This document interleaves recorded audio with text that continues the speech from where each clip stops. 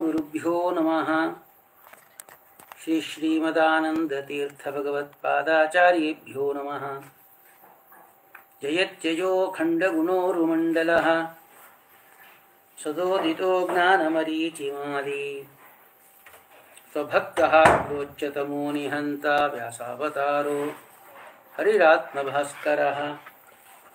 ಮನೋಜವಂ ಮಾರುತತುಲ್ಯವೇಗಂ ಜಿತೇಂದ್ರಿಯಂ ಬುದ್ಧಿಮತಾಂ ವರಿಷ್ಠಂ ವಾತಾತ್ಮಯಂ ವಾನರಯೂಥಮುಖ್ಯಂ ಶ್ರೀರಾಮದೂತಂ ಶಿರಸಾ ನಮಾಮಿ.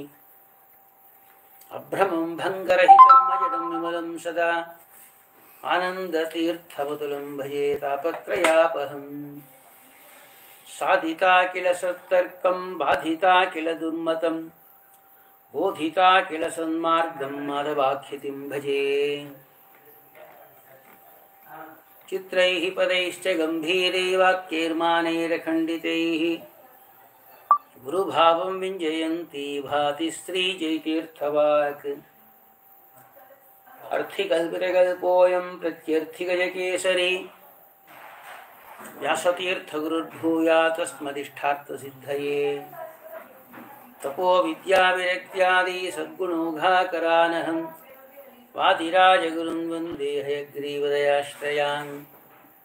ಪ್ರಣಮತ್ಕಾಮಧೇನುಂಚ ಭಯತ್ಸುರತರೂಪಮಂ ಶ್ರೀಭಾವಬೋಧಕೃತ್ಪಾದಚಿಂತಾಮಣಿಮುಪಾಸ್ಮಹೇ.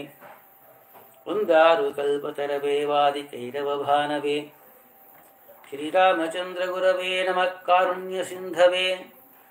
ಪೂಜ್ಯಾಯ ರಾಘವೇಂದ್ರಾಯ ಸತ್ಯಧನ್ಮರತಾಯ ಚ ಭಜತಾಂ ಕಲ್ಪವೃಕ್ಷಾಯ ನಮತಾಂ ಕಾಮಧೇನವೇ.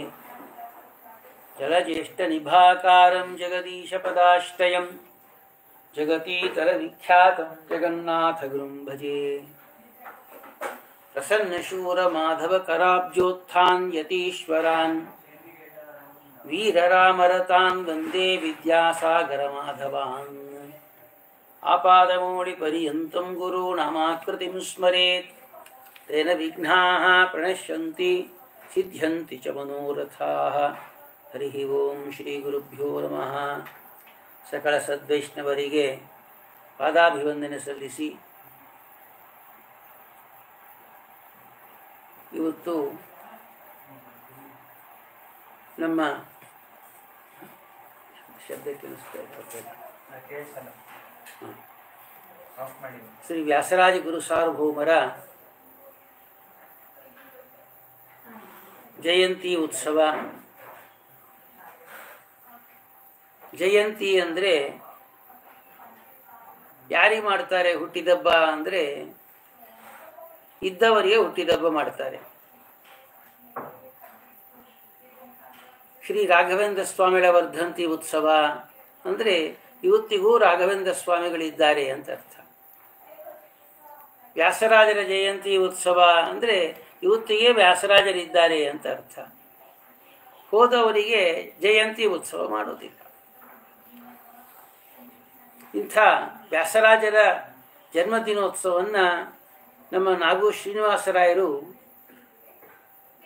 ವಿದೇಶಗಳಲ್ಲಿ ವ್ಯಾಸರಾಜರ ಒಂದು ವ್ಯಕ್ತಿತ್ವವನ್ನು ಎಲ್ಲರಿಗೆ ತಿಳಿಸಿಕೊಟ್ಟು ವ್ಯಾಸರಾಜರ ಅನುಗ್ರಹನ ಪಡಿಬೇಕು ಅಂಥೇಳಿ ಮಹತ್ ಯಜ್ಞವನ್ನು ಕೈಗೊಂಡಿದ್ದಾರೆ. ಅನೇಕ ವರ್ಷಗಳಿಂದ ಈ ಉತ್ಸವವನ್ನು ಮಾಡಿಸ್ಕೊಂಡು ಬರ್ತಾ ಇದ್ದಾರೆ. ಇಲ್ಲಿ ವಿಶೇಷ ಏನು ಅಂದರೆ, ಪರಮ ಪೂಜ್ಯ ಶ್ರೀಮದಾಚಾರ್ಯರ ಮೂಲ ಮಹಾಸಂಸ್ಥಾನ ಮಾಧವತೀರ್ಥರ ಪೀಠಾಧಿಪತಿಗಳಾದ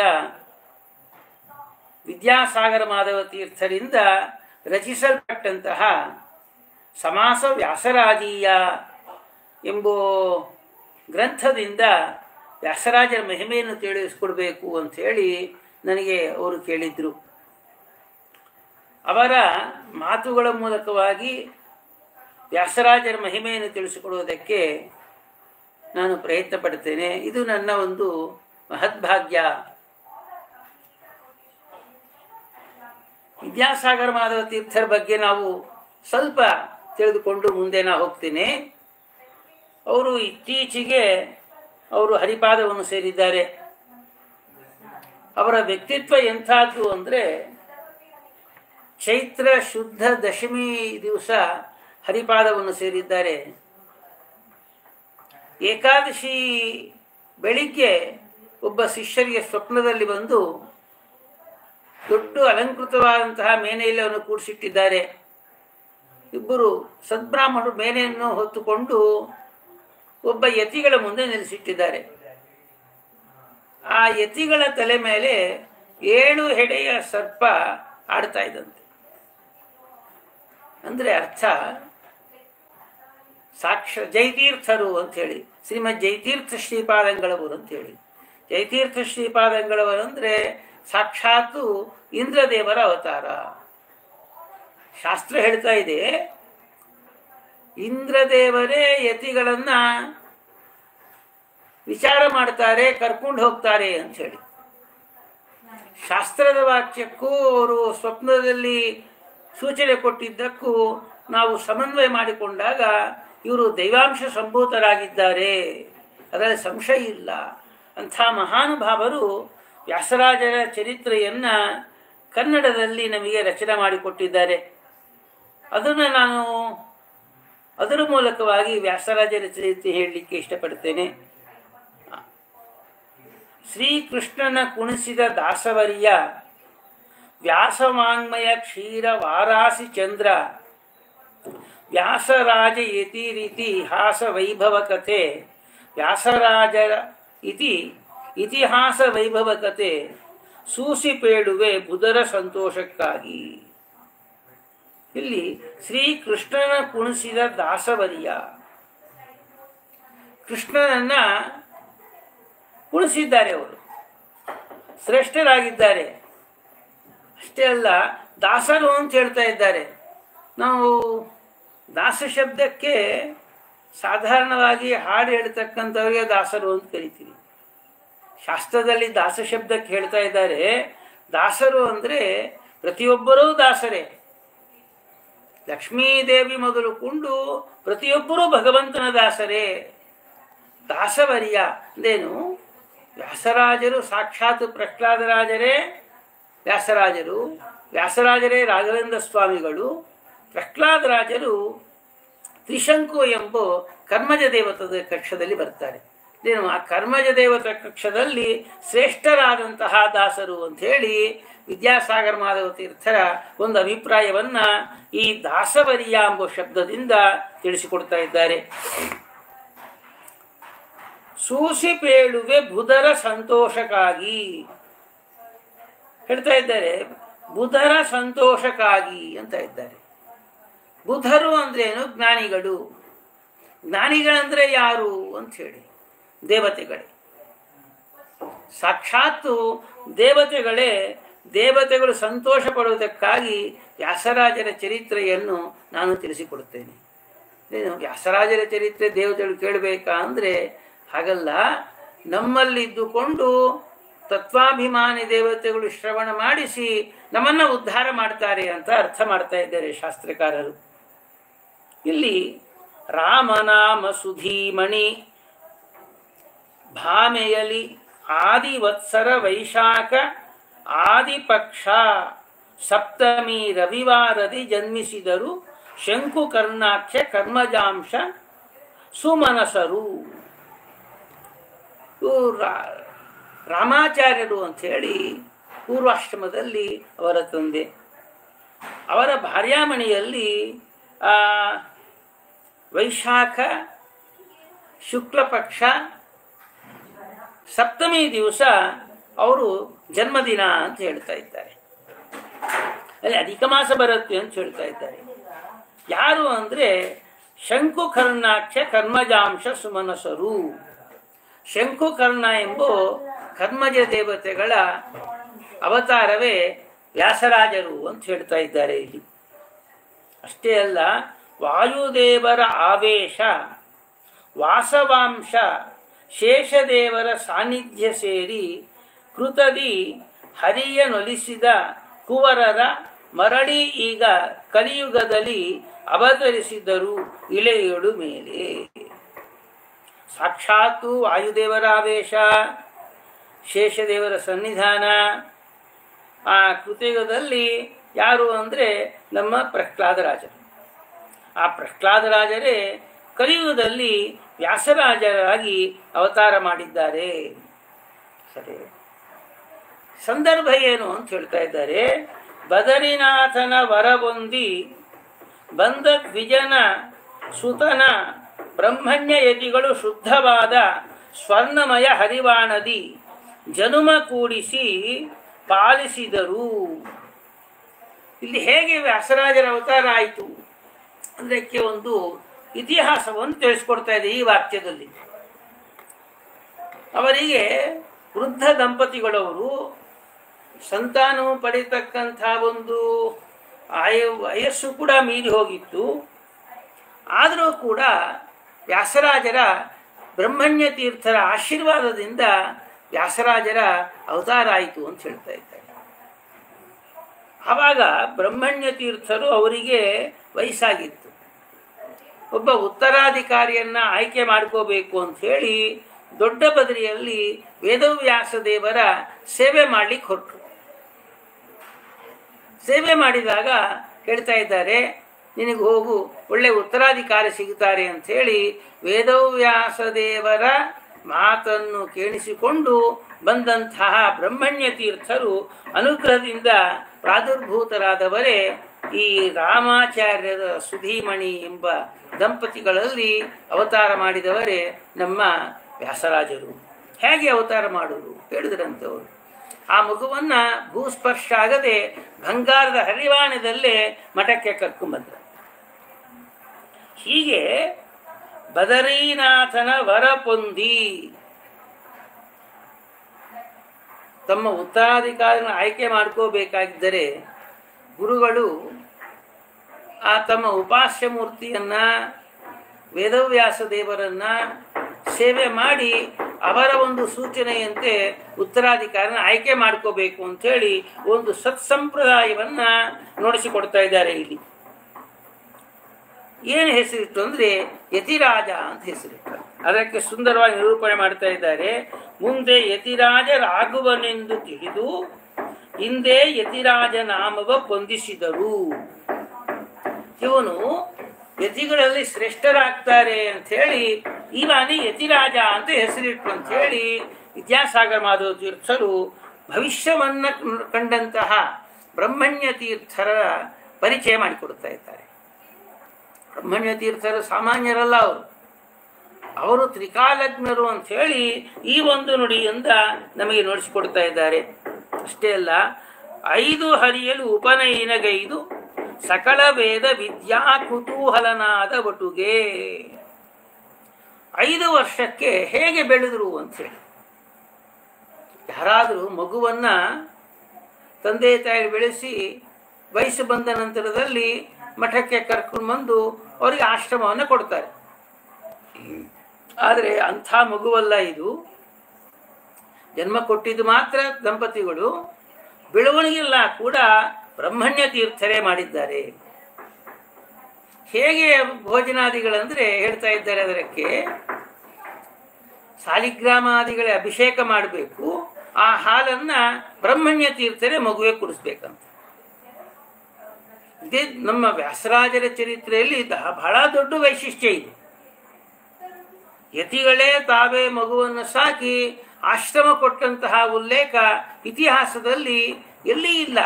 ಯಾವ ಮಠದ ಪರಂಪರೆಗಳಲ್ಲಿ ನಾವು ಕಾಣಲಿಕ್ಕೆ ಬಹಳ ಅಪರೂಪ ಅನ್ಸುತ್ತೆ ನೋಡಿ. ಅದಕ್ಕೆ 7ರಲ್ಲಿ ಯತಿ ದೀಕ್ಷೆಯನಿತ್ತು ವ್ಯಾಸರಾಜರೆಂಬ ಹೆಸರನಿತ್ತು ಆಪ್ತಿಯಿಂದ. 5 ವರ್ಷಕ್ಕೆ ಉಪನಯನ, 7 ವರ್ಷಕ್ಕೆ ಸನ್ಯಾಸ ದೀಕ್ಷೆ. ಈ ಸನ್ಯಾಸ ದೀಕ್ಷೆ ಕೂಡ ಇದರಲ್ಲಿ ಬಹಳ ಈ 1-2 ಪಂಕ್ತಿಯಲ್ಲಿ ದೊಡ್ಡ ವಿಚಾರವನ್ನು ತಿಳಿಸಿಕೊಡ್ತಾ ಇದ್ದಾರೆ ಸ್ವಾಮಿಗಳು.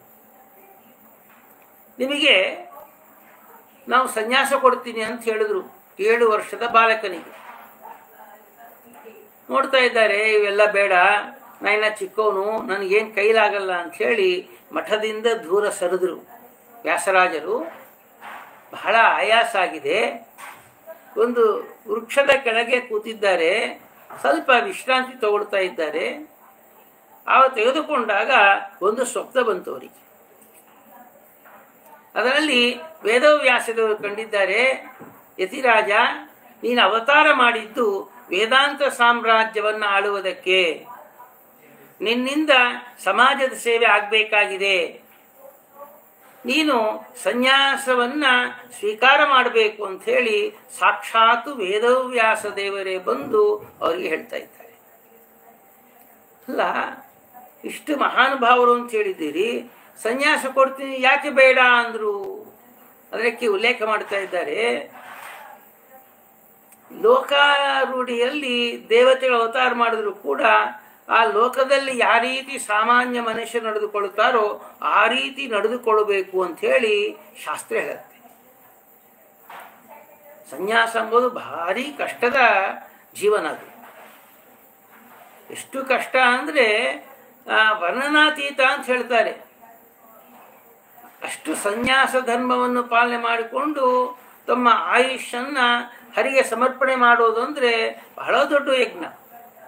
ಇದರಿಂದ ಏನಪ್ಪ ಅಂದರೆ ಮೋಕ್ಷ ಸಿಗತ್ತೆ ಅಂಥೇಳಿ ಅಂಥ ಆಶ್ರಮವನ್ನು ಸ್ವೀಕಾರ ಮಾಡೋದು ನನಗೆ ಆಗಲ್ಲ ಅಂಥೇಳಿ ತೋರುವಿಕೆಯಿಂದ ನೋಡಿಸಿಕೊಟ್ರೆ. ಅಂದರೆ ನಾವು ಬಹಳ ಜನ ಸನ್ಯಾಸ ಬೇಕು ಅಂತ ಇರ್ತೀವಲ್ಲ, ಸನ್ಯಾಸದ ಅರಿವು ಇಲ್ಲದೆ ಸನ್ಯಾಸ ಬೇಕು ಅಂತೇಳಿ ಅಪೇಕ್ಷೆ ಪಡ್ತಾ ಇರ್ತೀವಿ. ಅದಕ್ಕೆ ದೃಷ್ಟಾಂತವಾಗಿ ನೋಡಿಸಿಕೊಡ್ತಾ ಇದ್ದಾರೆ. ಆದ ನಂತರದಲ್ಲಿ ನಮಸ್ಕಾರ ಮಾಡಿದ್ರು ಬ್ರಹ್ಮಣ್ಯ ತೀರ್ಥರಿಗೆ, ನಾನು ಸನ್ಯಾಸ ಸ್ವೀಕಾರ ಮಾಡ್ತೇನೆ ಹೇಳಿದ ಕೂಡಲೇ ಸನ್ಯಾಸ ತಗೊಳ್ತೀನಿ ಅಂತ ಹೇಳಿದ್ರು. ಗುರುಗಳು ಒಪ್ಪಿದ್ರು. ಸನ್ಯಾಸ ತಗೊಳ್ಳೋ ಮುಂಚೆ ಅವರ ಜೀವನ ಶೈಲಿ ಹೇಗಿತ್ತು ಅಂಥೇಳಿ ಯೋಚನೆ ಮಾಡಬೇಕು. ವ್ಯಾಸರಾಜರ ಒಂದು ಸ್ಮರಣೆ ಬಹಳ ದೊಡ್ಡ ಯೋಗ ಇರಬೇಕು.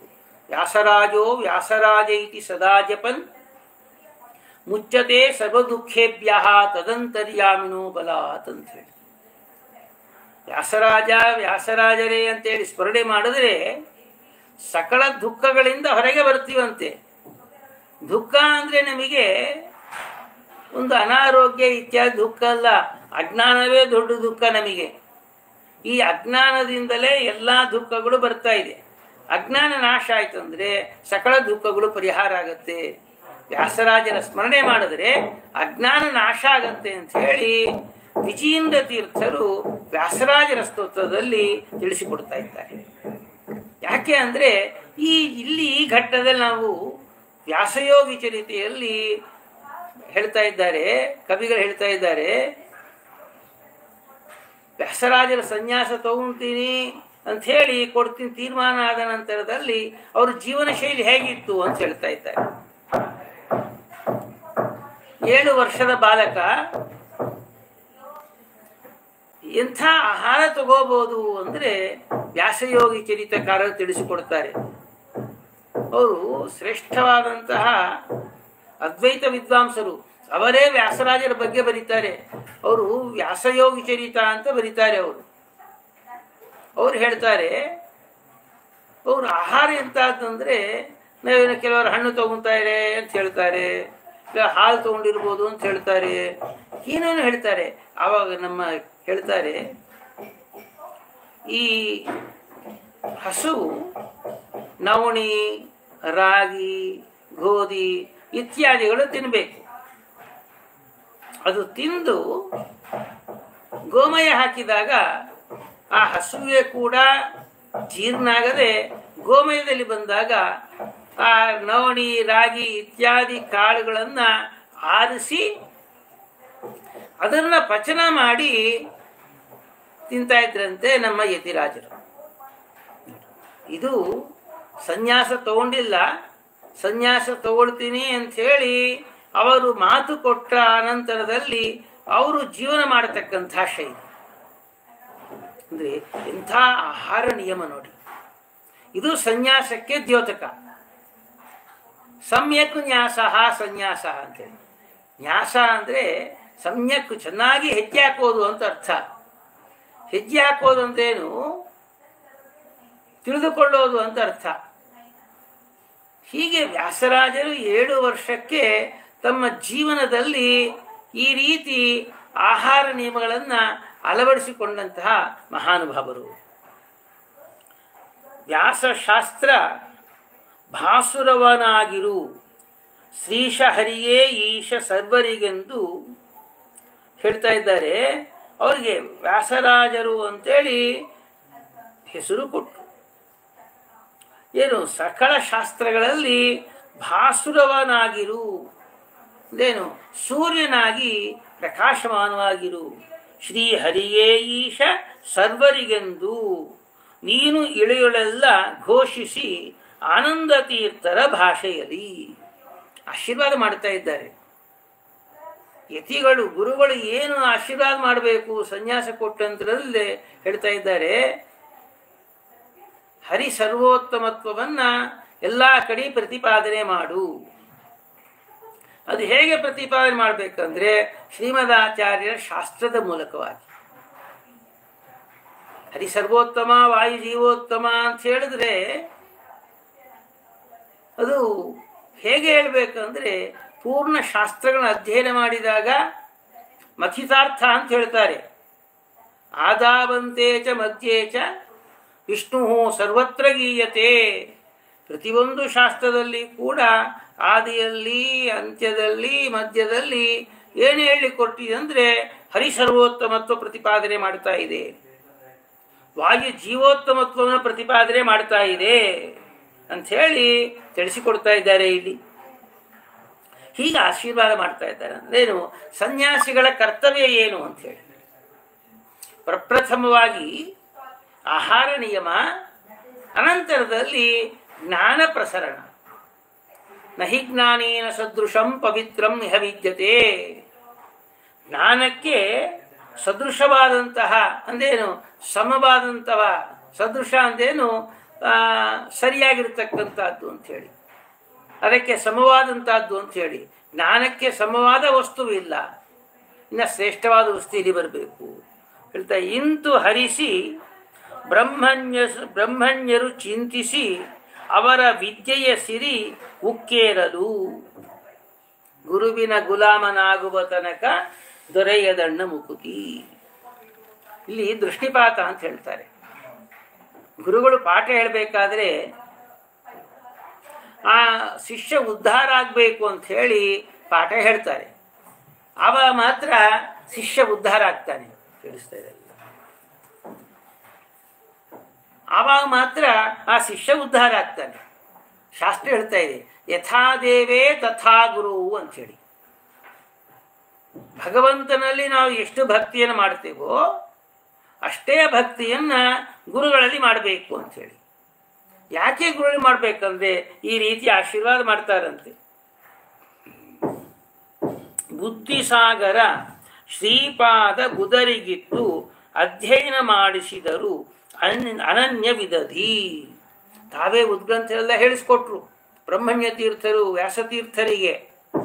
ಆದರೂ ಇನ್ನೂ ಹೆಚ್ಚು ವಿದ್ಯೆಯಕ್ಕಾಗಿ ಶ್ರೀಪಾದರಾಜರಲ್ಲಿ ಕೊಟ್ಕೊಟ್ರು. ಇದು ಬಹಳ ಅಪರೂಪ. ಅದೇನು, ಅವರು ವಿದ್ಯಾವಂತರು, ಇವರು ವಿದ್ಯಾವಂತರು. ಬ್ರಹ್ಮಣ್ಯ ತೀರ್ಥರು ಶ್ರೀಪಾದರಾಜರ ಬಳಿಗೆ ಕಳಿಸಿದ್ದಾರೆ ಅಂದರೆ ಇವ್ರೇನು ವಿದ್ಯೆ ಇಲ್ಲ ಅಂತ ಅರ್ಥ ಮಾಡಿಕೊಳ್ಳಬಾರ್ದು ನಾವು. ಅಂದರೆ ಮಠಗಳ ಸಾಮರಸ್ಯ ಹೇಗಿತ್ತು, ಶಿಷ್ಯರನ್ನ ಹೇಗೆ ಬೆಳವಣಿಗೆ ಮಾಡಬೇಕು ಅಂದರೆ ನಮ್ಮ ಬ್ರಹ್ಮಣ್ಯ ತೀರ್ಥ ನೋಡಿ ಕಳಿಸ್ಬೇಕಂತೆ. ತಾವು ಸ್ವತಃ ಜ್ಞಾನಿಗಳಾಗಿದ್ದರೂ ಕೂಡ ಶ್ರೀಪಾದರಾಜರ ಬಳಿಗೆ ಕೊಟ್ಟು ಕಳಿಸಿದ್ದಾರೆ. ಅದಕ್ಕೆ ಶೇಷದೇವರಿವರ ಸುತ್ತು ಭೂಷಣ ಗತಿ. ಶ್ರೀಪಾದರಾಜರ ಹತ್ರ ಅಭ್ಯಾಸ ಮಾಡ್ತಾ ಇದ್ದಾರೆ. ಶಿಷ್ಯರೆಲ್ಲ ಬಂದಿದ್ದಾರೆ, ನೋಡ್ತಾ ಇದ್ದಾರೆ. ಹೆದರಿಕಾಗೋಯ್ತು. ಶ್ರೀಪಾದರಾಜರ ಶಿಷ್ಯನ್ನ ಹಾವು ಸುತ್ತಾಡಿದೆ ಅಂತೇಳಿ ಹೇಳ್ತಾ ಆ ವಿಚಾರ. ಶೇಷದೇವರಿವರ ಸುತ್ತು ಭೂಷಣ. ಶೇಷದೇವರು ಸುತ್ತಿ ಅವರು ತಲೆ ಮೇಲೆ ಹೆಡೆ ಆಡಿಸ್ತಾ ಇದ್ದಂತೆ. ಇದೆಲ್ಲರೂ ನೋಡಿ ಹೆದರಿದ್ದಾರೆ ಶಿಷ್ಯರೆಲ್ಲರೂ ಕೂಡ. ಶ್ರೀಪಾದರಾಜ ಬಂದು ನೋಡ್ತಾ ಇದ್ದಾರೆ. ಆನಂದ ಆಯ್ತಂತೆ ಅವರಿಗೆ. ಗತಿ ಸ್ತುತಿ ಸಾಸಿರ ಶಿರಗಳ ಸೂಕ್ತಿ ಶಕ್ತಿ ಇತ್ತರಿವರಿಗೆಲ್ಲದಿರೆ ಇದೇನು ವಾದಿ ಮತ್ತರ ವಾಕು ಅಂತ ಹೇಳ್ತಾ ಇದ್ದಾರೆ. ಹೀಗೆ ಇಂಥ ಇಲ್ಲಿ ಶೇಷದೇವರ ಆವೇಶ ಅಂತ ಹೇಳಿದ್ರು ಪ್ರಹ್ಲಾದರಾಜರಿಗೆ. ಆ ಪ್ರಹ್ಲಾದರಾಜರೇ ವ್ಯಾಸರಾಜರು. ಈ ವಿಚಾರವನ್ನ ಸ್ವಾಮಿಗಳು ಇಲ್ಲಿ ನೋಡಿಸ್ಕೊಡ್ತಾ ಇದ್ದಾರೆ. ಶೇಷದೇವರಿವರ ಸುತ್ತು ಭೂಷಣ ಅಂತ ಹೇಳಿ. ಇಂಥ ಶೇಷದೇವರು ಯಾಕೆ ಅಂತ, ಶೇಷದೇವರು ಇವರ ತಲೆ ಮೇಲೆ ಹೆಡೆ ಆರಿಸಿದ್ದಾರೆ ಅಂದ್ರೆ ಏನು ಅರ್ಥ ಅಂದ್ರೆ, ಶೇಷದೇವರು ಹೇಳ್ತಾ ಇದ್ದಾರೆ ಅವರು ಶಾಸ್ತ್ರಕ್ಕೆ ಅಭಿಮಾನಿ ದೇವತೆ. ನಾವು ಓದಿದಂತಹ ಶಾಸ್ತ್ರ ಪಾಠ ಪ್ರವಚನ ಮಾಡೋ ಕಾಲಕ್ಕೆ, ಆ ಕಾಲಕ್ಕೆ ನಮ್ಮ ಮನಸ್ಸಿಗೆ ಹೊಳಿಬೇಕಾಗಿದ್ದರೆ ಶೇಷದೇವರ ವಿಶೇಷ ಅನುಗ್ರಹ ಬೇಕು. ಅದಕ್ಕೆ ನಾರಾಯಣಂ ನಮಸ್ಕೃತ್ಯ ನರಂಚೈವ ನರೋತ್ತಮಂ, ನಾರಾಯಣಂ ನಮಸ್ಕೃತ್ಯ ನರಂಚೈವ ನರೋತ್ತಮಂ ದೇವೀಂ ಸರಸ್ವತೀಂ ವ್ಯಾಸಂ ತಥೋ ಜಯಮುದೀರಯೇತ್ ಅಂತ ಹೇಳ್ತಾ ಇದ್ದಾರೆ ಇಲ್ಲಿ. ಹೀಗೆ ಶೇಷದೇವರು ಅವರ ಸುತ್ತುಕೊಂಡು ಹೆಡೆ ಆಡಿಸಿದ್ದಾರೆ ಅಂದರೆ ವಿಶೇಷವಾದಂತಹ ವಾಕ್ಪಟುತ್ವವುಳ್ಳವರು. ಶಾಸ್ತ್ರದ ಅರ್ಥವನ್ನ ಪೂರ್ಣವಾಗಿ ತಿಳಿದುಕೊಂಡವರು. ಆ ತಿಳಿದುಕೊಂಡಿದ್ದನ್ನು ತಮ್ಮ ಶಿಷ್ಯರಿಗೆ ಅರ್ಥ ಆಗುವಂತೆ ತಿಳಿಸಿಕೊಡ್ತಕ್ಕಂತಹ ವಾಗ್ಮಿಗಳಾಗಿದ್ದಾರೆ ಅಂತ ಹೇಳಿ ಇದರಿಂದ ದ್ಯೋತಕವಾಗ್ತಾ ಇದೆ. 10 ವರ್ಷ ಚಿತ್ತವಿಟ್ಟು ಉತ್ತಮ ಆನಂದ ತೀರ್ಥರ ತತ್ವವೆಲ್ಲ ಮಸ್ತಕದಲ್ಲಿಟ್ಟು ಗುರುಗಳ ಮಸ್ತಕದಲ್ಲಿ ಹಸ್ತವಿಟ್ಟು ಹರಿಸೇ ಬಂದ ರಾಷ್ಟ್ರಮಕ್ಕೆ. 12 ವರ್ಷದ ಕಾಲ ವಿದ್ಯಾಭ್ಯಾಸ ಮಾಡಿದ್ರು ಶ್ರೀಪಾದರಾಜರಲ್ಲಿ. ಹೇಗೆ ಅಂದ್ರೆ ಆವಾಗ ಅವರು ಕೈ ಇಟ್ಟು ನೀನು ಉದ್ಧಾರ ಆಗು ಅಂತ ಹೇಳಿದ್ರಂತೆ. ಹಸ್ತ ಬಿಟ್ಟು ಹರಿಸೇ ಮತ್ತು ಆಶ್ರಮಕ್ಕೆ ಬಂದಿದ್ದಾರೆ. ಏನಿಲ್ಲಿ ಯಾವುದೇ ಎಂಥ ದೊಡ್ಡ ವ್ಯಕ್ತಿನೇ ಆಗಿರಲಿ, ಗುರುಗಳ ಅನುಗ್ರಹವನ್ನು ಪಡೆದೇ ಇದ್ದರೆ ಅವನಿಗೆ ಭಗವಂತನ ಅನುಗ್ರಹ ಆಗಲ್ಲ. ನೋಡಿ, ಸರ್ವ ದುರ್ವಾದಿಗಳ ಗರ್ವ ಸವರುವುದಕ್ಕೆ ಸರ್ವ ಜಗನ್ನಾಮ ಪುರುಷ ಸರ್ವಜಿನ್ನಾಮ ವರುಷ ವೈಶಾಖ ಕೃಷ್ಣ ದ್ವಾದಶಿ ದಿನ ಅಭಿಷಿಕ್ತರಾದರು. ಹ್ಯಾಲ್ ಪೀಠಸ್ಥರಾಗಿದ್ದಾರೆ ಅಂತೇಳಿ ಸ್ವಾಮಿಗಳು ತಿಳಿಸ್ಕೊಡ್ತಾ ಇದ್ದಾರೆ. ಸರ್ವಜಿತ್ ನಾಮ ಸಂವತ್ಸರ ವೈಶಾಖ ಕೃಷ್ಣ ದ್ವಾದಶಿ ದಿವಸ ಅವರು ಅಭಿಷಿಕ್ತರಾಗಿದ್ದಾರೆ. ಇಷ್ಟೇ ಅಲ್ಲ, ನೋಡಿ, ಸರ್ವದಾ ವಿಷ್ಣು ಪಾರಮ್ಯ ಸಾರುವ ವ್ರತ. ಒಬ್ಬ ವ್ಯಕ್ತಿ ಮೌನವ್ರತ ಅಂತಾರೆ ಮತ್ತು ಬಹಳ ವ್ರತವೇ ಇಟ್ಕೊಳ್ತಾರೆ. ಆದರೆ ಇವರು ವ್ರತ ಏನು ಅಂದರೆ ಅದಕ್ಕೆ ಹೇಳ್ತಾ ಇದ್ದಾರೆ ಸರ್ವದಾ ವಿಷ್ಣು ಪಾರಮ್ಯ ಸಾರುವ ವ್ರತ. ಸರ್ವದಾ ಎಲ್ಲ ಕಾಲದಲ್ಲಿ ಕೂಡ ಹರಿಯೇ ಸರ್ವೋತ್ತಮ ಅಂಥೇಳಿ ಅವರೆಲ್ಲ ಕಡೆ ಸಾರ್ತಾ ಇರ್ತಾರೆ. ಅದೇ ವ್ರತ ಅಂತೆ. ಅಂದರೆ ಒಬ್ಬ ಯತಿ ಮಾಡಬೇಕಾಗದಂತಹ ಕೆಲಸ ಎಂಥದ್ದು, ಸಮಾಜಕ್ಕೆ ಅವನ ಕೊಡುಗೆ ಎಂಥದ್ದು. ಒಬ್ಬ ಜ್ಞಾನಿಯಾದವನು ಸಮಾಜದಲ್ಲಿ ಹೇಗೆ ನಡೆದುಕೊಳ್ಳಬೇಕು ಅಂದರೆ ಈ ವಾಕ್ಯ ಹೇಳ್ತಾ ಇದೆ ನೋಡಿ. ಮಾತೃದೇವೋ ಭವ ಪಿತೃದೇವೋ ಭವ ಹೀಗೆ ಹೇಳಿ ಸ್ವಾಧ್ಯಾಯ ಪ್ರವಚನಾಭ್ಯಾಂ ನ ಪ್ರಮದಿತವ್ಯಂ. ಸ್ವಾಧ್ಯಾಯ ನಾವು ನಿರಂತರ ಅಧ್ಯಯನ ಮಾಡಬೇಕು, ಅಧ್ಯಯನ ಮಾಡಿಸ್ಬೇಕಂತೆ. ಇದು ಬ್ರಾಹ್ಮಣರ ಪ್ರಪ್ರಥಮ ಕರ್ತವ್ಯ. ಅದೇ ಇನ್ನೊಂದು ವಾಕ್ಯ ಹೇಳ್ತಾರೆ ನೋಡಿ, ತಪಶ್ಚ ಸ್ವಾಧ್ಯಾಯ ಪ್ರವಚನೇ ಚ ಅಥಿತಯಶ್ಚ ಸ್ವಾಧ್ಯಾಯ ಪ್ರವಚನೇ ಚ ಅಗ್ನಿಹೋತ್ರಂಚ ಸ್ವಾಧ್ಯಾಯ ಪ್ರವಚನೇ ಚ. ಹೇಗೆ ಒಬ್ಬ ಬ್ರಾಹ್ಮಣ ಜೀವನ ಹೇಗಿರ್ಬೇಕಂದ್ರೆ ನಿರಂತರ ಪಾಠ ಪ್ರವಚನ ಮಾಡ್ತಾ ಇರ್ಬೇಕಂತ. ತಪಸ್ಸು ಮಾಡ್ತಾ ಇದ್ರು ಕೂಡ ಪಾಠ ಪ್ರವಚನ ಬಿಡಬಾರದು. ಯಜ್ಞ ಯಾಗಾದಿ ಕರ್ಮಗಳನ್ನು ಮಾಡ್ತಾ ಇದ್ರು ಕೂಡ ಪಾಠ ಪ್ರವಚನ ಬಿಡಬಾರದು. ಮನೆಯಲ್ಲಿ ಶ್ರಾದ್ದಾದಿ ಕರ್ಮಗಳು ಮಾಡ್ತಾ ಇದ್ರು ಕೂಡ ಪಾಠ ಪ್ರವಚನ ಮಾಡಬೇಕು. ಅದೇನು ಪಾಠ ಪ್ರವಚನ ಎನ್ನತಕ್ಕಂಥದ್ದು ಅದು ಒಂದು ಪ್ರವಾಹ ರೀತಿಯಲ್ಲಿ ಒಂದು ನಮ್ಮ ಜೀವನದಲ್ಲಿ ಒಂದು ಭಾಗವಾಗಿದೆ. ಪಾಠ ಪ್ರವಚನ ಬಿಟ್ಟು ಜೀವನವೇ ಇಲ್ಲ. ಜೀವನ ಅಂದರೆ ಪಾಠ ಪ್ರವಚನ. ಅದೇ ಹೇಳ್ತಾ ಇದ್ದಾರೆ, ಸರ್ವದಾ ವಿಷ್ಣು ಪಾರಮ್ಯ ಸಾರುವ ವ್ರತ. ಸ್ವಮತ ಸ್ಥಾಪನ, ಪರಮತ ಖಂಡನ ಅಂತ ಇದ್ದಾರೆ. ಇದೇನು ವಿಷ್ಣು ಸರ್ವೋತ್ತಮತ್ವವನ್ನು ಸ್ಥಾಪನೆ ಮಾಡುವಿಕೆ ಬಹಳ ದೊಡ್ಡ ಕೆಲಸವಾಗಿದೆ ನೋಡಿ. ಸರ್ವ ದುರ್ವಾದಿಗಳ ಗರ್ವ ಸವರುವ ಗತಿ, ಮೋಕ್ಷಕ್ಕೆ ಅಡ್ಡಿ ಆಗತಕ್ಕಂತಹ ಯಾವ ಮತಗಳಿದೋ ಆ ಮತಗಳನ್ನು ಹೇತುಬದ್ಧವಾಗಿ ಸರಿಯಲ್ಲ ಅಂಥೇಳಿ ನಿರೂಪಣೆ ಮಾಡುವುದೇ ಇನ್ನೊಂದು ಅರ್ಥ. ಸ್ವಮತ ಸ್ಥಾಪನ ಅಂದರೆ ಹರಿಸರ್ವೋತ್ತಮತ್ವಕ್ಕೆ ಬೇಕಾಗಿರತಕ್ಕಂಥ ವಾದಗಳನ್ನು ಮಾಡಿ ಅಷ್ಟು ಮಾಡಿದ್ರೂ ಸಾಕಾದು. ಹರಿಸರ್ವೋತ್ತಮತ್ವ ಅಂಗೀಕಾರ ಮಾಡದಂತಹ ಮತಗಳನ್ನು ಎಲ್ಲಿಯೇ ಸರಿ ಇಲ್ಲ ಅಂತ ನೋಡಿಸಿಕೊಡೋದೇ ದೊಡ್ಡ ವ್ರತವಾಗಿ ಇಟ್ಟುಕೊಂಡವರು. ಸರ್ವದಾ ಶೌರಿ ಚರಣ ಸ್ಮರಣ ರತಿ. ರತಿ ಅಂದರೆ ಆನಂದ. ಏನು ಆನಂದ? ಯಾವ್ದ್ರಲ್ಲಿ ರತಿ? ಯಾವ್ದ್ರಿಂದ ಆನಂದ ಬರುತ್ತೆ ವ್ಯಾಸರಾಜರಿಗೆ ಅಂದರೆ ಶೌರಿ ಚರಣ ಸ್ಮರಣ. ಶೌರಿ ಶೂರಸ್ಯ ಏನು? ಶೌರ್ಯ ಶೂರ ಅಂತ ಅರ್ಥ. ಶೂರ ಉಳ್ಳವನು ಶೌರಿ. ಎಲ್ಲದರಲ್ಲಿ ಶೂರನೇ ನಮ್ಮ ಸ್ವಾಮಿ. ಆ ಸ್ವಾಮಿಯ ಚರಣ ಸ್ಮರಣೆ ಅಂತೇಳಿ. ಚರಣ ಅಂದರೆ ಪಾದ. ಪಾದದ ಸ್ಮರಣೆ ಮಾಡ್ತಾ ಇರೋದೇ ಅವರಿಗೆ ಆನಂದ ಕೊಡ್ತಾ ಇದೆ. ಏನು? ಪಾದ ಸ್ಮರಣೆ ಮಾಡೋದ್ರಿಂದ ಆನಂದವನ್ನು ಪಡ್ತಕ್ಕಂಥವರು ಅಂತ ಅರ್ಥ. ಹೌದಾ? ಪಾದ ಸ್ಮರಣೆ ಅಂದರೆ ಏನಿಲ್ಲ.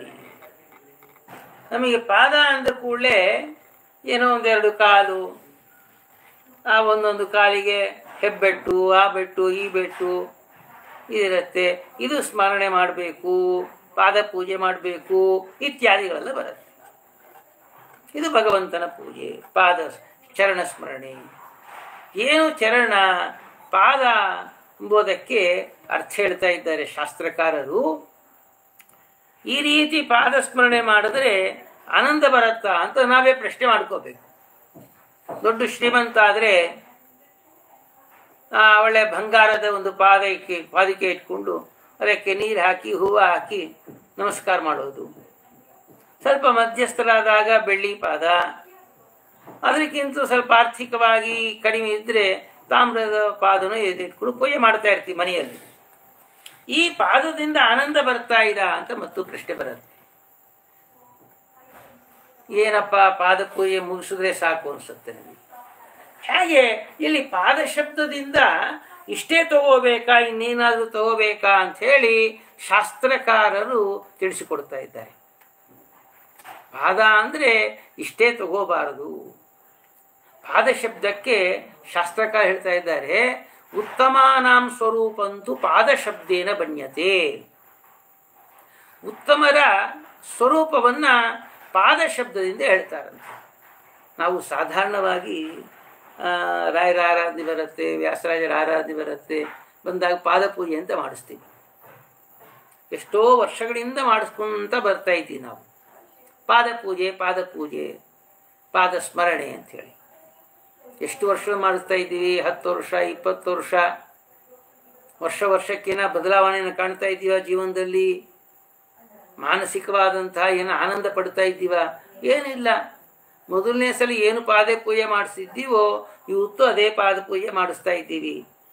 ಚರಣ ಸ್ಮರಣ ಗತಿ ರತಿ ಅಂತ ಹೇಳೋದ್ರಲ್ಲಿ ಏನು ಬದಲಾವಣೆ ಕಾಣದೇ ಇದ್ದರೆ ಇನ್ನು ಪಾದ ಪೂಜೆ ಯಾಕೆ ಮಾಡಬೇಕು? ಏನೋ ತೋರುವಿಕೆಗ ಅಥವಾ ಏನೋ ಬರ್ತಾರೆ ನಾವು ಮಾಡ್ತಾ ಇದ್ದೀವಿ ಇಷ್ಟೇನಾ?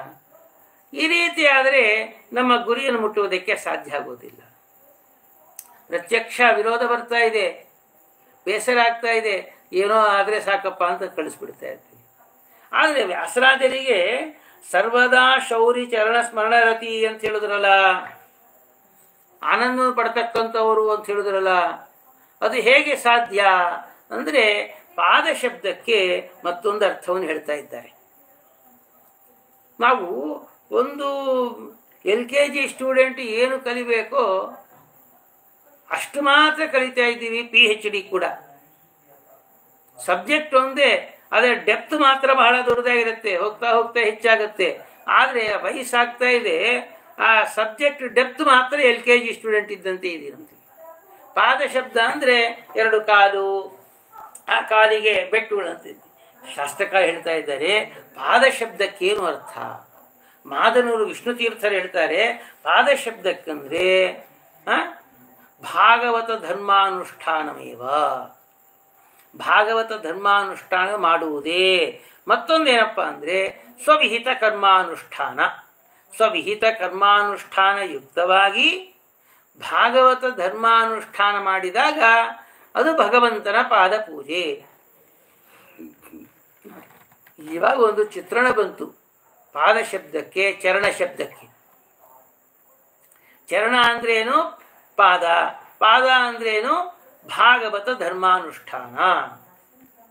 ಏನು ಭಾಗವತ ಧರ್ಮಾನುಷ್ಠಾನ? ಏನು ಭಾಗವತ ಧರ್ಮಗಳು 30 ಅಂತ ತಿಳಿಸಿಕೊಡ್ತಾರೆ. ಆ 30 ಭಾಗವತ ಧರ್ಮಾನುಷ್ಠಾನದಲ್ಲಿ ಹೇಳ್ತಾರೆ, ಮೊದಲನೇ ಧರ್ಮ ಭಾಗವತ ಧರ್ಮಾನುಷ್ಠಾನ ಅಂದರೆ ಸಜ್ಜನರ ಸಹವಾಸ. ಹೀಗೆ ಹೇಳ್ಕೊಂತ ಮತ್ತು ಎಲ್ಲರನ್ನೂ ಕೂಡ ಪ್ರೀತಿ ಮಾಡುವಿಕೆ. ಪಾದ ಶಬ್ದದಿಂದ ಭಾಗವತ ಧರ್ಮಾನುಷ್ಠಾನ, ಪ್ರೀತಿ ಮಾಡುವಿಕೆ.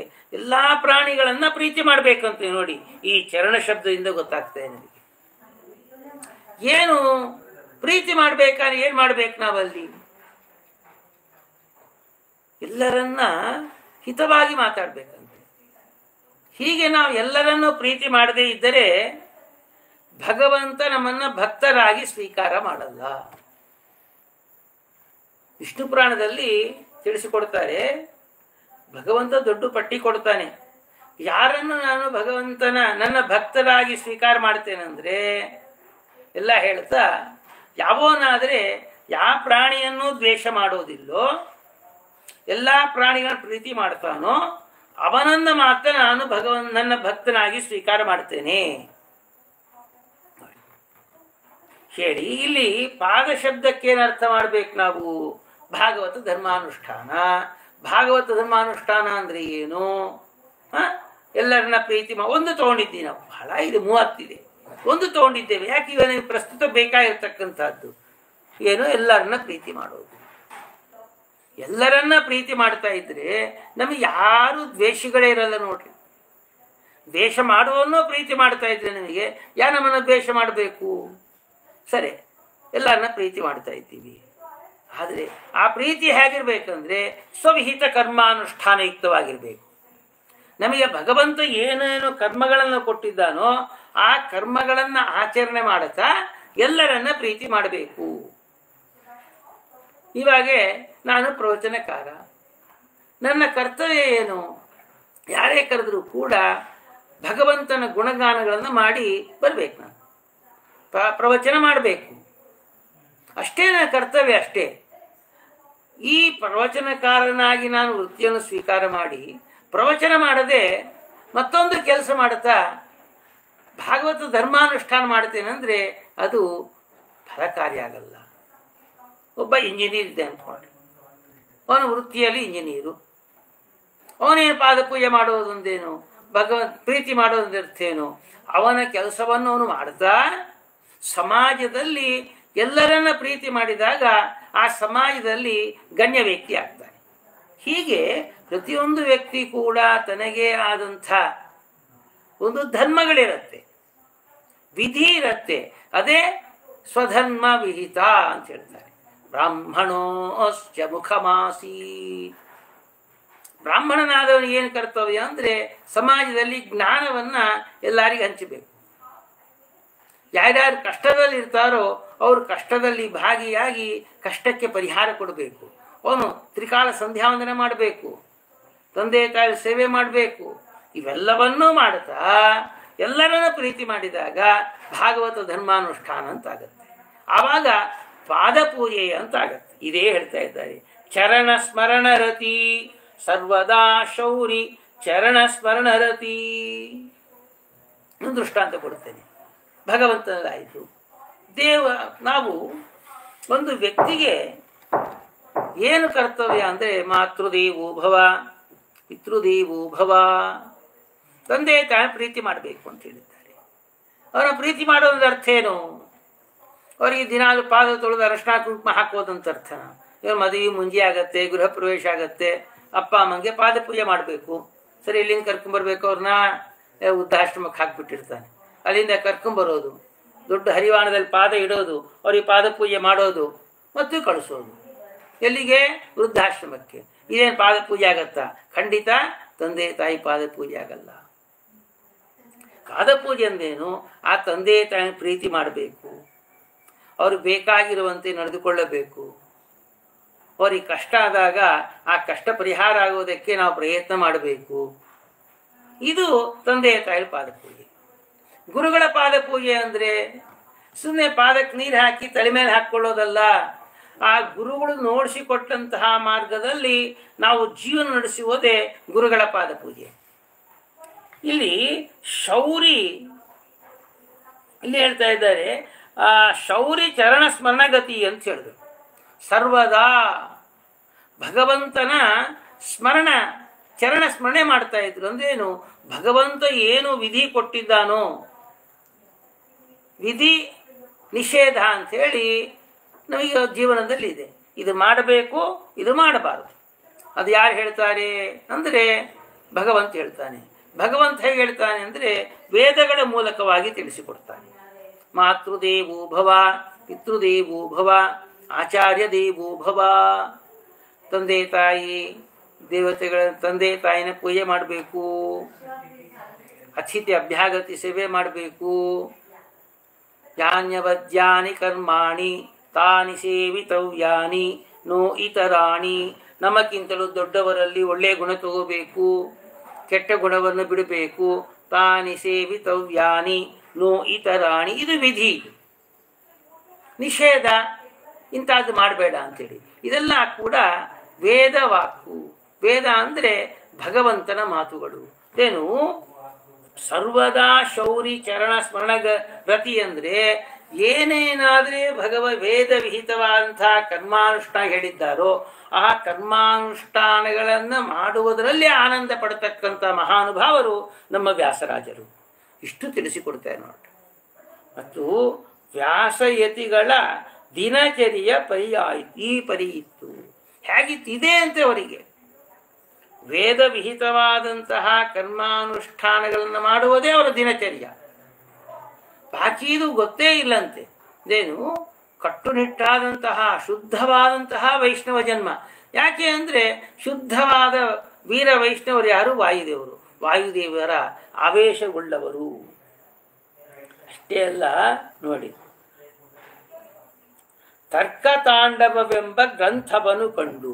ಸರಿ, ಯತಿಗಳ ಒಂದು ಕರ್ತವ್ಯ ಏನು, ವಿಧಿ ಏನು ಅಂದರೆ ಜ್ಞಾನ ಪ್ರಸಾರ ಮಾಡೋದು, ಗ್ರಂಥ ರಚನೆ ಮಾಡೋದು, ಆ ಗ್ರಂಥಗಳನ್ನು ಶಿಷ್ಯರಿಗೆ ತಿಳಿಸಿಕೊಡೋದು. ಅದಕ್ಕೆ ತರ್ಕತಾಂಡವ, ನ್ಯಾಯಾಮೃತ, ಚಂದ್ರಿಕಾ ಎಂಬ ಗ್ರಂಥ ರಚನೆ ಮಾಡಿದ್ರು ವ್ಯಾಸತೀರ್ಥರು. ಆ ಗ್ರಂಥಗಳನ್ನು ತಮ್ಮ ಶಿಷ್ಯರಿಗೆ ತಾವೇ ಹೇಳಿಸಿಕೊಟ್ರು. ಇದೇ ಭಗವಂತನ ಭಗವಂತನ ವಿಧಿ. ಭಗವಂತ ಹೇಳ್ತಕ್ಕಂಥ ಮಾತು ಏನಪ್ಪ? ಸನ್ಯಾಸಿಗಳಂದರೆ ಸರ್ವತ್ರದಲ್ಲಿ ಕೂಡ ಜ್ಞಾನವನ್ನು ಪ್ರಸಾರ ಮಾಡುವಿಕೆ ನೋಡಿ. ಹೀಗೆ ತರ್ಕತಾಂಡವವೆಂಬ ಗ್ರಂಥವನ್ನು ಕಂಡು ಪರಮತೀಯವಾದಿಗಳೆಲ್ಲ ಜರಿದು ಹಿಂದೆ ಕೆಂಡ ತುಳಿದು ಕಪಿಗಳಂತೆ ತಾಂಡವಿಸುತ್ತ ನಿಂದಿಸಿದವರು ಇವರ ಯಶವು ಕುಂದಿತೆಂದು. ಹೀಗೆ ಆ ಗ್ರಂಥವನ್ನು ನೋಡಿ ಇದು ಸರಿ ಇಲ್ಲ, ಸರಿ ಇಲ್ಲ, ನಾವು ಸರಿ ಮಾಡ್ತೇವೆ ಅಂಥೇಳಿ ಏನೇನೋ ಮಾತುಗಳನ್ನು ಆಡಿದ್ದಾರೆ. ಈ ರೀತಿ ಮಾತಾಡಿದ್ದಕ್ಕೆ ವ್ಯಾಸರಾಜರ ಒಂದು ಯಶಸ್ಸನ್ನು ಕುಂದಿತೆ, ಕುಂದಲ್ಲ. ಯಾಕೆ ಅಂದರೆ ಅವರು ಜೀವನವೇ ವೇದವಿಹಿತವಾದಂತಹ ಕರ್ಮಾನುಷ್ಠಾನಗಳಿಂದ ಮಾಡಿದವರು. ಯಾರಾದರೆ ವೇದವಿಹಿತ ಕರ್ಮಾನುಷ್ಠಾನ ಮಾಡ್ತಾರೋ ಅವರ ಯಶಸ್ಸು, ಅವರ ಕೀರ್ತಿ ಯಾರು ಏನೇ ಹೇಳಿದ್ರು ಕೂಡ ಕಡಿಮೆ ಆಗಲ್ಲ. ಹಾಗೆ ಕಡಿಮೆ ಆಗಬೇಕಾಗಿದ್ರೆ ಇವತ್ತು ವ್ಯಾಸರಾಜ ಸ್ಮರಣೆ ಯಾರು ಮಾಡ್ತಾನೆ ಇದ್ದೀರಿ. ಅಷ್ಟೇ ಅಲ್ಲ, ತತ್ವ ತಾತ್ಪರ್ಯ ಚಂದ್ರಿಕ ದರ್ಶನವನ್ನು ತತ್ವ ಜಿಜ್ಞಾಸುಗಳಿಗಿತ್ತು ತಮ್ಮದಾಗಿಸಿದವರು. ತಾತ್ಪರ್ಯ ಚಂದ್ರಿಕಾ ಅಂತ ಗ್ರಂಥ ರಚನೆ ಮಾಡಿದ್ರು ವ್ಯಾಸತೀರ್ಥರು. ಅದನ್ನು ಹೇಳ್ತಾ ಇದ್ದಾರೆ. ಎಷ್ಟು ಪ್ರಸಿದ್ಧರಾದಂದರೆ ಚಂದ್ರಿಕಾಚಾರ್ಯರಂತೆ ಹೆಸರೇ ಬಂದ್ಬಿಡ್ತು. ತಾತ್ಪರ್ಯ ಚಂದ್ರಿಕಾ ಗ್ರಂಥವನ್ನು ರಚನೆ ಮಾಡಿದ್ದಕ್ಕೆ ವ್ಯಾಸರಾಜರಿಗೆ ಚಂದ್ರಿಕಾಚಾರ್ಯರಂತ ಹೆಸರು ಬಂತು.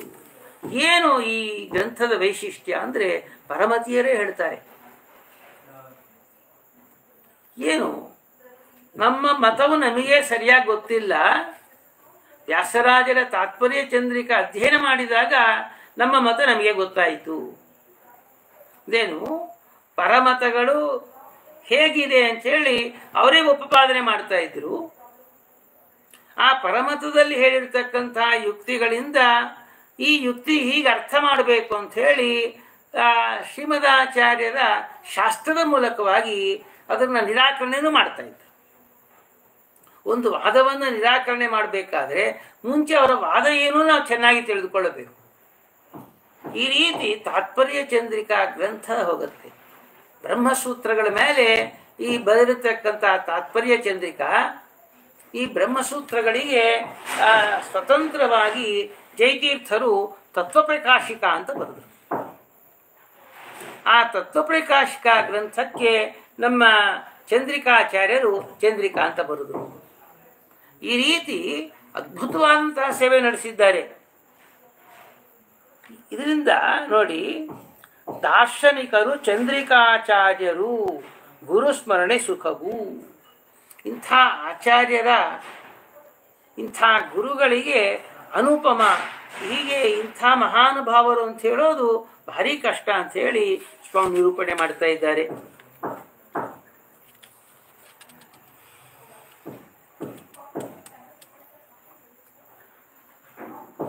ಅಷ್ಟು ವಿಜಿತರಾಗಿಯೂ ಇವರ ವ್ಯಾಸರೆಂದು ಪೊಗಳುವರು ವಾದಿಗಜರು.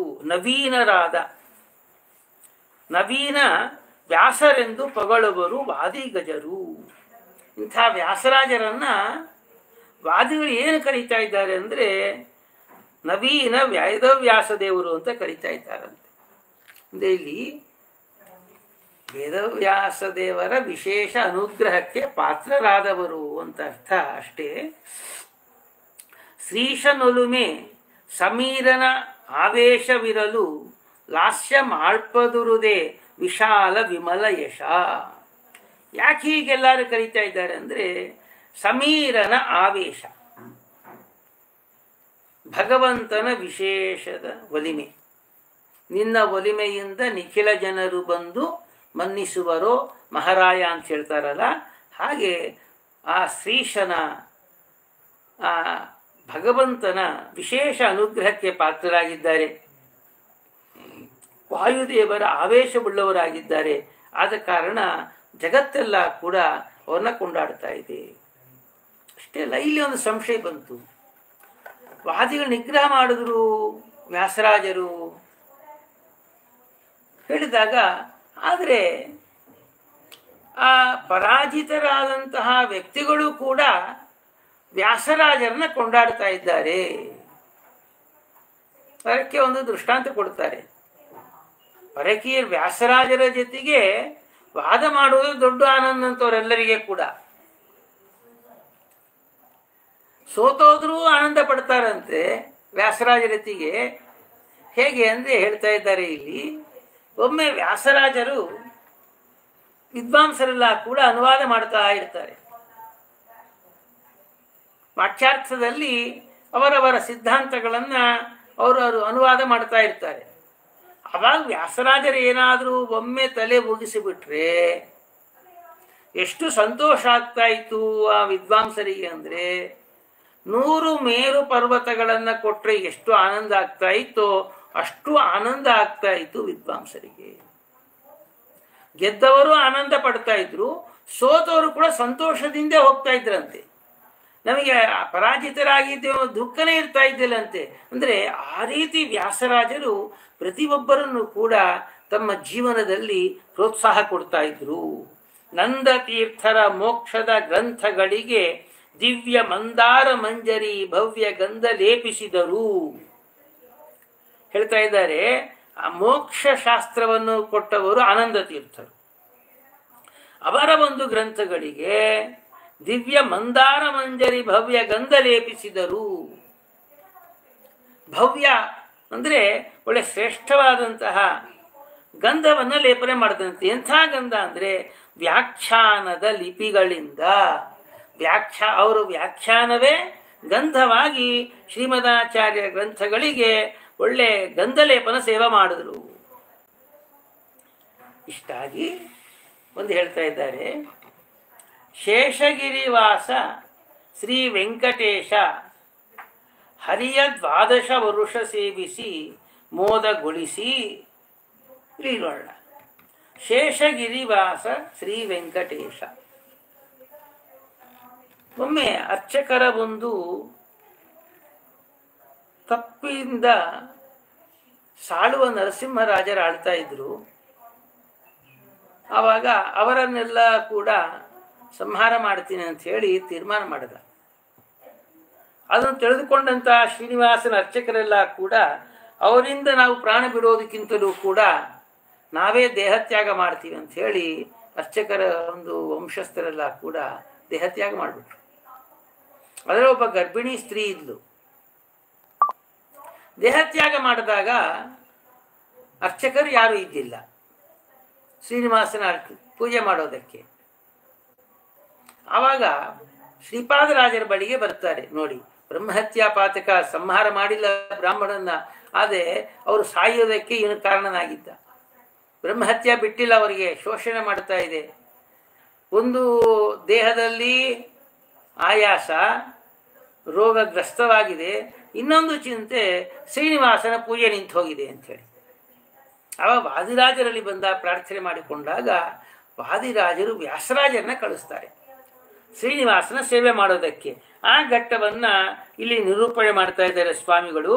ಶೇಷಗಿರಿವಾಸ ಶ್ರೀ ವೆಂಕಟೇಶ ಹರಿಯ 12 ವರುಷ ಸೇವಿಸಿ ಮೋದಗೊಳಿಸಿ ಅಂದರು. 12 ವರ್ಷದ ಕಾಲ ಆ ಶ್ರೀನಿವಾಸನ ಪೂಜೆ ಮಾಡಿದ್ದಾರೆ, ಆನಂದವನ್ನು ಪಡಿಸಿದ್ದಾರೆ. ನಾವು ಪೂಜೆ ಮಾಡ್ತೀವಿ, ಆದರೆ ಭಗವಂತ ಆನಂದ ಪಟ್ಟಿದ್ದಾನೋ ಇಲ್ಲೋ ಗೊತ್ತಿಲ್ಲ. ಆದರೆ ವ್ಯಾಸರಾಜರು ಆನಂದ ಪಡಿಸಿದ್ದಾರಂತೆ. ಅದು ಹೇಗೆ ಅಂದರೆ, ವ್ಯಾಸರಾಜರು ಹೋಗಿ ಪೂಜೆ ಮಾಡ್ತಾ ಇದ್ರೆ ಕೈಯಾರ ಸ್ವಾಮಿ ಸ್ವೀಕಾರ ಮಾಡ್ತಾ ಇದ್ದಂತೆ ಶ್ರೀನಿವಾಸ. ಪಾದ್ಯಂ ಸಮರ್ಪಯಾಮಿ, ಅರ್ಘ್ಯಂ ಸಮರ್ಪಯಾಮಿ, ಆಚಮನೀಯಂ ಸಮರ್ಪಯಾಮಿ, ಮಧುಪರ್ಕಂ ಸಮರ್ಪಯಾಮಿ ಕೊಡ್ತಾ ಇದ್ರೆ ಸ್ವಾಮಿ ತಾನಾಗಿ ಸ್ವೀಕಾರ ಮಾಡ್ತಾ ಇದ್ದ. ಅದನ್ನ ಮೋದಗೊಳಿಸಿ ಅಂತ ಹೇಳ್ತಾ ಇದ್ದಾರೆ ಇಲ್ಲಿ. ಹರಿಯ ಮೋದಗೊಳಿಸಿ. ಎಲ್ಲರಿಗೂ ಗೊತ್ತಾಯಿತು, ವ್ಯಾಸರಾಜ ಒಬ್ಬರೇ ಇರಬೇಕು ಅವಾಗೆ ಶ್ರೀನಿವಾಸನ ಪೂಜೆ ಮಾಡೋ ಕಾಲಕ್ಕೆ. ಪ್ರತಿನಿತ್ಯದಲ್ಲಿ ಕೂಡ ವ್ಯಾಸರಾಜರು ಶ್ರೀನಿವಾಸನ ಕಾಣ್ತಾ ಇದ್ದಾರೆ ಅಂತ ಹೇಳಿ ಶ್ರೀಪಾದರಾಜರಿಗೆ ದರ್ಶನ ಕೊಡಿಸಿದ್ರು. ಆ ಸಾಳು ನರಸಿಂಹರಾಜನ ಕೂಡ ದರ್ಶನ ಕೊಡಿಸಿದ್ರು ಅಂತ ಹೇಳಿ ಉಲ್ಲೇಖ ಇದೆ ನಿಮಗೆ. ಈ ಒಂದು ಎಲ್ಲ ಮಹಿಮೆ ತಿಳಿದುಕೊಂಡಂತಹ ನಮ್ಮ ವಿಜೇಂದ್ರ ತೀರ್ಥರು ಹೇಳ್ತಾರೆ, ವ್ಯಾಸರಾಜೋ ವ್ಯಾಸರಾಜ ಇತಿ ಸದಾ ಜಪನ್ ಮುಚ್ಚತೆ ಸರ್ವ ದುಃಖೇಭ್ಯ ತದಂತರ್ಯಾಮಿನೋ ಬಲಾತ್ ಅಂತ ನಿರೂಪಣೆ ಮಾಡ್ತಾ ಇದ್ದಾರೆ. ಆಯಿತು, ಇದು ಅವರ ಭಗವಂತನ ಒಲಿಸಿಕೊಂಡಂತಹ ರೀತಿ. ಭಗವಂತ ಒಲಿದ್ರೆ ಏನಾಗುತ್ತೆ ಅಂದರೆ ವೈರಾಗ್ಯ ಭಾಗ್ಯ ಬರುತ್ತೆ. ಆ ವೈರಾಗ್ಯ ಭಾಗ್ಯವನ್ನು ತಿಳಿಸಿಕೊಡ್ತಾ ಇದ್ದಾರೆ ಇಲ್ಲಿ. ಅರ್ಚಕ ವಂಶ ಉದ್ಧಾರವಾಗಿಸಿವರು. ಈ ಎಲ್ಲರೂ ಪ್ರಾಣ ತ್ಯಾಗ ಮಾಡಿದ್ರು, ಅವರು ದೇಹ ತ್ಯಾಗ ಮಾಡಿದ್ರು. ಆದರೆ ಅರ್ಚಕನ ಹೆಂಡತಿ ಒಬ್ಬಳು ಗರ್ಭಿಣಿಯಾಗಿದ್ದರು. ಅವಳು ಗರ್ಭವನ್ನ ನಾಶ ಮಾಡಬಾರ್ದು ಅಂತ ಹೇಳಿ ಅವಳು ಜೀವಂತವಾಗಿದ್ಲು. ಒಂದು ಗಂಡು ಮಗು ಆಯಿತು. ಅವನಿಗೆ ಉಪನಯನ ಮಾಡಿಸಿ ಅವನಿಗೆ ಶ್ರೀನಿವಾಸನ ಕೈಂಕರ್ಯ ವಿಧಿ ವಿಧಾನಗಳನ್ನು ತಿಳಿಸಿಕೊಟ್ಟು ಪುನಃ ಅವರಿಗೆ ದೇವಸ್ಥಾನ ಒಪ್ಪಿಸಿಕೊಟ್ಟಂತಹ ಮಹಾನುಭಾವರು ವ್ಯಾಸರಾಜರು. ನೋಡಿ, ಇದು ವೈರಾಗ್ಯ. ಒಬ್ಬ ಸನ್ಯಾಸಿಗೆ ಬೇಕಾಗಿರ್ತಕ್ಕಂಥ ಕರ್ತವ್ಯ ಕ್ವಾಲಿಫಿಕೇಶನ್ ಅಂತೀವಲ್ಲ, ಗುಣ ಯಾವುದು ಅಂದರೆ ಒಂದು ವಿದ್ಯಾ, ಒಂದು ವೈರಾಗ್ಯ. ಎರಡು ಮುಂದೆ ಇಟ್ಟಾಗ ಯಾವುದು ಮುಂದೆ ಇರಬೇಕಂದ್ರೆ ವೈರಾಗ್ಯ ಇರಬೇಕು. ವೈರಾಗ್ಯ ಇಲ್ಲದೆ ಮತ್ತೇನಿದ್ರೂ ಕೂಡ ಸನ್ಯಾಸ ಫಲವನ್ನು ಕೊಡಲ್ಲ. ವೈರಾಗ್ಯದ ಜೊತೆಗೆ ಜ್ಞಾನ ವಿದ್ಯೆ ಇತ್ತಂದ್ರೆ ಅದು ಒಳ್ಳೆ ಆಚಂದ ತಾರಾರ್ಕವಾಗಿ ನಿಲ್ಲುತ್ತೆ. ಹೀಗೆ ನಮ್ಮ ವ್ಯಾಸರಾಜರು ವೈರಾಗ್ಯಪೂರ್ಣರಾಗಿದ್ದಾರೆ. ಇದೇ ಶಾಸ್ತ್ರ ಹೇಳುತ್ತೆ. ಒಂದು ಭಗವಂತನ ಛಾಂದೋಗ್ಯೋಪನಿಷತ್ತಲ್ಲಿ ವಿಚಾರ ಬರುತ್ತೆ, ನಾವು ಮೋಕ್ಷಕ್ಕೆ ಹೋಗಬೇಕಾದ್ರೆ ಏನು ಬೇಕು ನಮಗೆ ಅಂತ ಹೇಳಿ. ಭಾಗವತ ಧರ್ಮಗಳು ಇವರಲ್ಲಿ ಕಾಣಬಹುದು. ನಾವು ಮುಂಚೆ ಹರಿ ಸರ್ವೋತ್ತಮತ್ವ ಜ್ಞಾನ ಇರಬೇಕು, ಅನಂತರದಲ್ಲಿ ತಾರತಮ್ಯ ಜ್ಞಾನ ಇರಬೇಕು, ಅನಂತರದಲ್ಲಿ ವೈರಾಗ್ಯ ಇರಬೇಕು. ಇವು ಮೂರು ಇದ್ದಾಗ ಮಾತ್ರ ಬಿಂಬ ಪರೋಕ್ಷ ಆಗತ್ತೆ. ಇವುಗಳಲ್ಲಿ ಒಂದಿಲ್ಲದೆ ಇದ್ದರೂ ಕೂಡ ಬಿಂಬ ಪರೋಕ್ಷ ಆಗಲ್ಲ. ಬಿಂಬ ಪರೋಕ್ಷ ಆಗದೇ ಇದ್ದರೆ ಭಗವಂತನ ಅನುಗ್ರಹ ರೂಪವಾದಂತಹ ಮೋಕ್ಷ ಸಿಗುವುದಿಲ್ಲ. ಬಿಂಬ ಪರೋಕ್ಷ ಅಂದೇನು? ನಮ್ಮ ಬಿಂಬರೂಪಿ ಭಗವಂತನ ದರ್ಶನ ಆಗಬೇಕಾಗಿದ್ದರೆ ಈ ಮನುಷ್ಯ ಜನ್ಮ ಬಂದಾಗ ಈ ಮನುಷ್ಯ ಜನ್ಮದ ಸಾರ್ಥಕ್ಯ ಎಲ್ಲಿದೆ ಅಂದರೆ ಬಿಂಬ ಪರೋಕ್ಷದಲ್ಲೇ ಇದೆ. ನಾವೊಂದು 10 ಮನೆ ಮಾಡಿದ್ದೇನೆ, ಒಂದಿಷ್ಟು ಕೋಟಿ ಎಫ್ ಡಿ ಮಾಡಿದ್ದೇನೆ, ಅದು ಯಾವುದು ಕೇಳಲ್ಲ. ಮನುಷ್ಯ ಜನ್ಮ ಬಂದಾಗ ಬಿಂಬ ಪರೋಕ್ಷಕ್ಕಾಗಿಯೇ ನಾವು ಪ್ರಯತ್ನ ಮಾಡಬೇಕು. ಅದನ್ನೇ ಹೇಳ್ತಾರೆ, ಸಾಧನ ಶರೀರವಿದು ನೀ ದಯದಿ ಕೊಟ್ಟಿದ್ದು. ಇದಕ್ಕೆ ಸಾಧನ ಶರೀರ ಅಂತ ಹೇಳ್ತಾರೆ. ಸಾಧನ ಶರೀರಕ್ಕೆ ಸಾಧ್ಯ ಯಾವುದು ಅಂದರೆ ಬಿಂಬರೂಪಿ ಭಗವಂತನ ದರ್ಶನವೇ. ಅದೇ ಹೇಳ್ತಾ ಇದ್ದಾರೆ. ಭಗವಂತನ ಕಂಡವರು ಅನಂತರದಲ್ಲಿ ಹೇಗೆ ಕಂಡಿದ್ದಾರೆ ಅಂದರೆ ವೈರಾಗ್ಯ ಇರೋದ್ರಿಂದ. ಅದೇ ಹೇಳ್ತಾರೆ, ಅರ್ಚಕ ವಂಶ ಉದ್ಧಾರವಾಗಿಸಿವರು ಅವರಿಗಿತ್ತ ತ್ಯಾಗ. ಏನು ಕೇಳಬೇಕು? ಇವಾಗೆ ವ್ಯಾಸರಾಜರ ಜಯಂತಿ ಉತ್ಸವ, ಏನು ಪ್ರಾರ್ಥನೆ ಮಾಡಬೇಕು? ವೈರಾಗ್ಯ ಭಾಗ್ಯವನ್ನು ಕೊಡು ಅಂತ ಕೇಳಬೇಕು. ಅದೊಂದು ಕೇಳಿಬಿಟ್ರೆ ಸಮಸ್ತವೂ ಬರ್ತಾ ಇದೆ. ಅಷ್ಟಾಯಿತು. ನಾವು ಸಮಾಜದಲ್ಲಿದ್ದೇವೆ, ಸಮಾಜ ಸೇವೆ ಮಾಡದೇ ಇದ್ದರೆ ನಾವು ಉದ್ಧಾರ ಆಗಲ್ಲ. ಎಷ್ಟು ಪಾಠ ಪ್ರವಚನ ಮಾಡಿದ್ರೂ ಕೂಡ ಮೋಕ್ಷ ಸಿಗಲ್ಲ. ಮುಂಚೆ ನಮ್ಮ ದೇಶಕ್ಕೆ, ನಮ್ಮ ರಾಜನಿಗೆ, ನಮ್ಮ ಪ್ರಜರಿಗೆ ನಾವು ಹಿತವನ್ನು ಕೇಳಬೇಕಂತೆ. ಭಾಗವತ ಧರ್ಮ ನಾನು ಹೇಳ್ತಾ ಇಲ್ಲ, ಇದು 30 ಭಾಗವತ ಧರ್ಮದಲ್ಲಿ ಸಮಾಜ ಸೇವೆ ಅಂತ ಹೇಳ್ತಾರೆ. ಏನು? ಆರ್ತರ ರಕ್ಷಣೆ ಮಾಡೋದು ಒಂದು ಸೇವೆ. ಯಾರು ಕಷ್ಟದಲ್ಲಿರ್ತಾರೋ ಅವರು ಕಷ್ಟದಲ್ಲಿ ಭಾಗಿಗಳಾಗಿ ಅವರಿಗೆ ಒಳ್ಳೆ ಹಿತವಾದ ಮಾತು ಮಾತಾಡಬೇಕಾಗಿದ್ದು ಪ್ರತಿಯೊಬ್ಬರ ಕರ್ತವ್ಯ. ಅದು ಮಾಡದೇ ಇದ್ದರೆ ಅವನು ಎಷ್ಟೇ ಪಾಠ ಪ್ರವಚನ ಮಾಡ್ತಾ ಇದ್ರು, ಎಷ್ಟೇ ತಪಸ್ಸು ಮಾಡ್ತಾ ಇದ್ರು, ಸಮಾಜದ ಸೇವೆ ಮಾಡದೇ ಇದ್ದರೆ ಅವನಿಗೆ ಭಗವಂತ ಭಕ್ತನಾಗಿ ಸ್ವೀಕಾರ ಮಾಡಲ್ಲ. ಭಾಗವತ ಒಂದು ದೃಷ್ಟಾಂತ ಬರುತ್ತೆ ನಿಮಗೆ. ಶುಕಾಚಾರ್ಯ ನೋಡಿದ್ದೇವೆ ನಾವು. ಶುಕಾಚಾರ್ಯರು ಮಹಾನುಭಾವರು, ವೇದವ್ಯಾಸ ದೇವರ ಪುತ್ರರು, ಅಪರೋಕ್ಷ ಜ್ಞಾನಿಗಳು.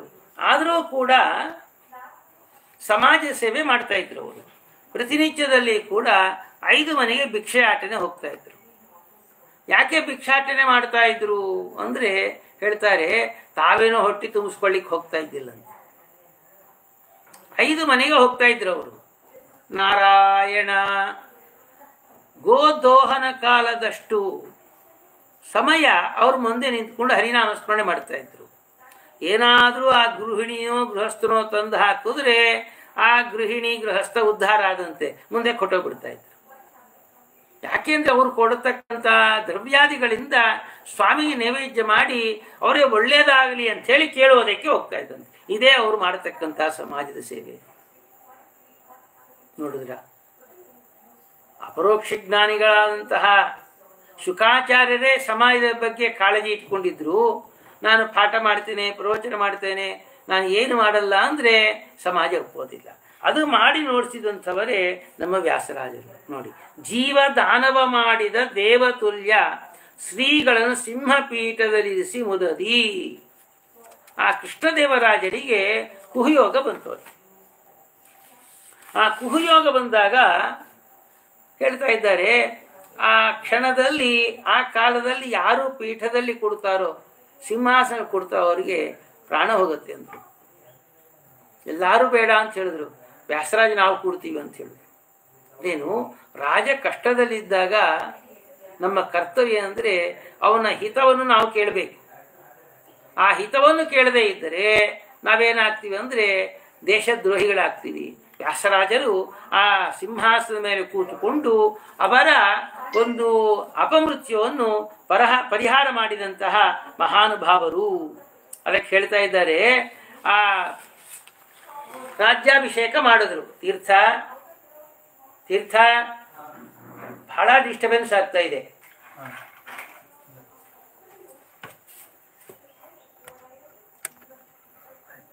ಏನು ಡಿಸ್ಟರ್ಬೆನ್ಸ್ ಆನ್ ಮಾಡಿವಾಗ ಏನು ಹೋಗ್ಬೇಕಾ ಇದೇನಿದಾಗೆ?